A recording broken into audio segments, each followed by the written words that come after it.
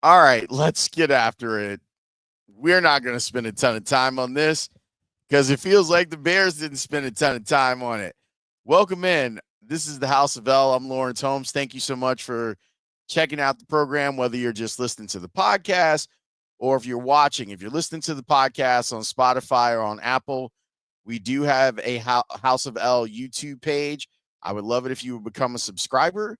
That would be great. Then you can watch the videos if you want. We throw short stuff on there. There's stuff that's not inside of the podcast that ends up being on the YouTube page. I'm doing like the night vision thing, so you might not be able to see my eyes because I guess I could turn the light down, right? I'm still getting used to this. So let's see. Let's make it brighter. Ooh, that's warm. I kind of like that. All right. So that's a little warmer. So we'll do that and we'll hang out here with you and talk a little bit about the Bears. Man, they are they are unbelievable and believable at the same time. Watching the way this game played out, it felt like a couple of different things together at once. It felt like I was watching a team that has individuals who think that they're really good. And it also felt like a team that is struggling to find consistent effort. And I know that a lot of things are going to be said about Karan Amagaji, and I'm going to be one of the people to say them. There are times when I feel like he has a really good chance of making it in this league because of his ability to maul as a run blocker. And as soon as I was texting that to Speaks, that's when he gets the holding call on the goal line.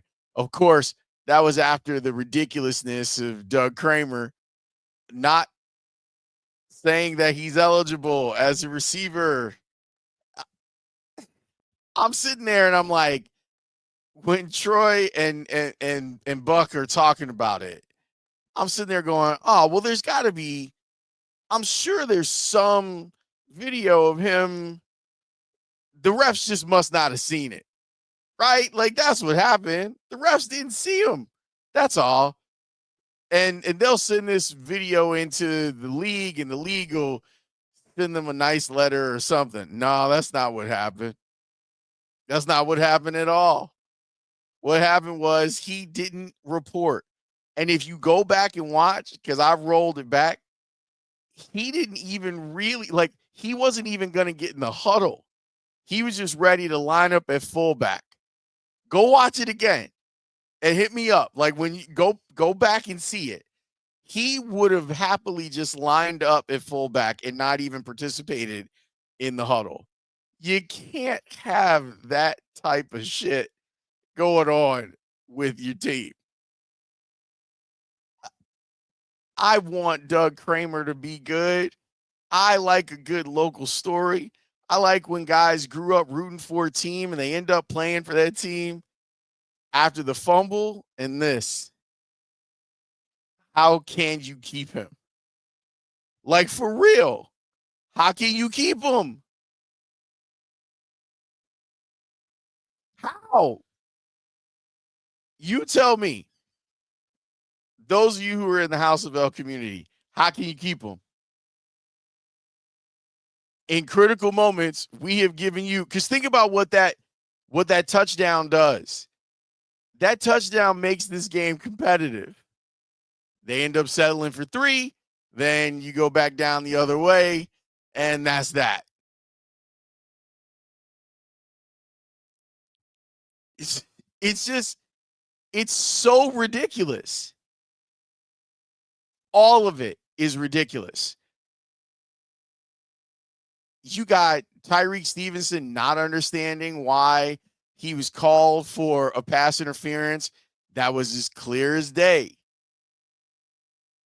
You've got the Vikings not even playing well in this game. They weren't good. Y'all, they were not good.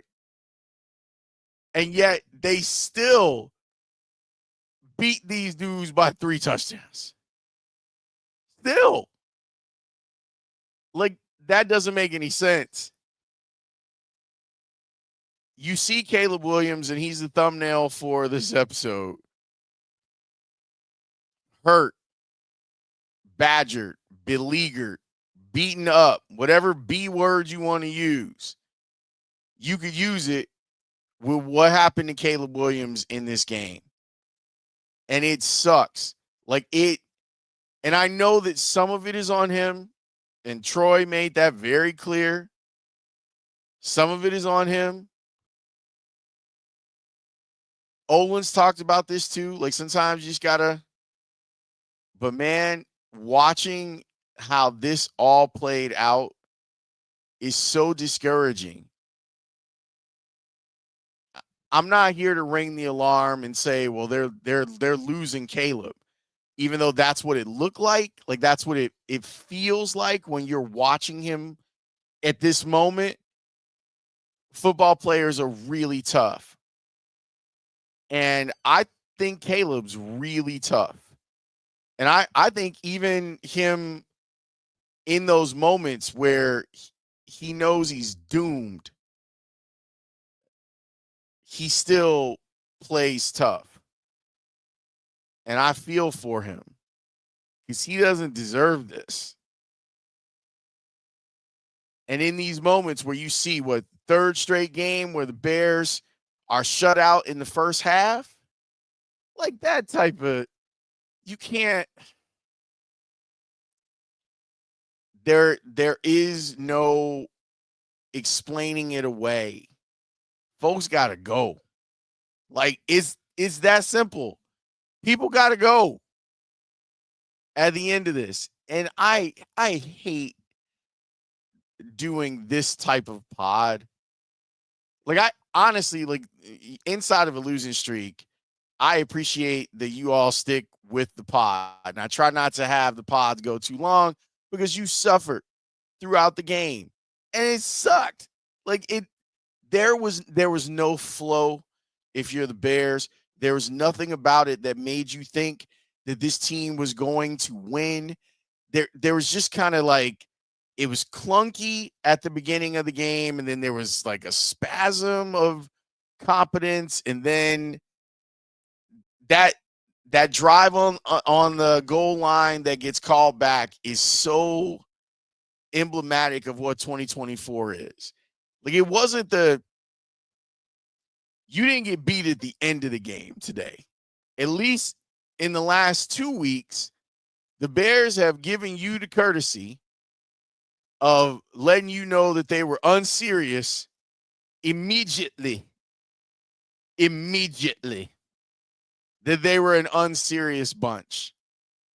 And now we all just like that view of Caleb on the bench where he is clearly in pain and you're just going, man, they're letting this kid continue to get busted up. He's been sacked more times now than Bryce Young was in his rookie season. But that's what I mean by toughness. Like Bryce Young is clearly moved forward. And I think that Caleb is a better prospect than Bryce Young. But even with that, did you notice? And this is watch for this. Watch for this because now the floodgates will open up. Troy did it, so other people are going to do it. And it's going to feel bad. And you know that I've been a Justin guy, right? So understand where this is coming from. There are going to be a bunch of videos showing you who was open and who wasn't. Okay? That's going to happen, just like it happened with Justin. There's going to be freeze frames of this guy was open, this guy was open, and this guy was open. It's going to make you feel like Caleb Williams is bad. I'm not here to tell you that he's going to be a star. I just think that with everything that's happened this year, he might not trust what he's seeing or not seeing. And he definitely needs better coaching. And he's not getting it. Thomas Brown was supposed to clean up a lot of this stuff It's gotten worse. Forget about Thanksgiving. Look at the point totals and look at the losing margin by the Bears in these last 2 games. It's embarrassing. It's disheartening. It's heartbreaking. That sack fumble, Olin called it. He called it. He said that was going to happen. What are you doing? Why do you have Amagaji out on an island, man? Like, what are you thinking? How do you think that's going to go? Ugh. It's incredibly frustrating. And at this point, there's not much more to you I can say other than everything that you saw in this 30-12 loss, I saw. And I don't know, there's no one who has any answers up there. And it's going to be up to, and maybe we'll talk about this tomorrow. It's going to be up to Kevin Warren to figure this thing out. If I were Ryan Poles, and I know they put the camera on him at one point in the fourth quarter, I wouldn't feel very comfortable because I got guys out there doing nonsense. I got guys that I believed in and put myself on the line for out there doing nonsense. I got them putting the number 1 pick in the draft in danger, down after down after down. DeAndre Swift, I really like him as part of a backfield. I do not like him as the primary guy. And Speaks has been on it. He's going to be on one tomorrow. I can promise you that. He's going to be on one when it comes to DeAndre Swift. When you need a yard, you should be able to count on that guy, and you can't. Like, he doesn't run as hard in between the tackles as he does when he gets outside. If he's given a little bit of space, man, he can still make things happen. And he did in tonight's game. But when you needed a yard because you don't have any depth at the running back spot because you didn't have a hammer other than Roschon Johnson, and I'm not convinced that he's a hammer either, on the roster. It's, as John Fox would say, it's all a problem. And I don't know where you go for answers on this at all. Any hoozle. We'll talk about it more tomorrow. We'll talk about Kevin Warren, and he's back in his favorite place, U.S. Bank Stadium. It looks beautiful. I don't think he's getting one in the city. Maybe they can make one in Arlington Heights. Would it really matter that much if they had a building that beautiful in Arlington Heights? People would still go, right? That's really beautiful. But y'all be easy, okay? I know that this is not fun. I'm sorry. I feel like I keep apologizing. It's not my fault. Oh, it ain't my fault. It's not. But I feel bad for you anyway. And I feel bad for me too. Oh, well. Keep your head up. And we'll put the morning buzz on. Thanks to Remy Martin. Tomorrow, I'll tell you all about my experience with Remy Martin, too. Your boy got to drink Louis 13, and it was amazing. So I'll tell you all about that on the morning buzz, okay? Because it was amazing. Way better than this Bears game. All right, I'm done. Y'all have a good night, good morning, good afternoon. Peace.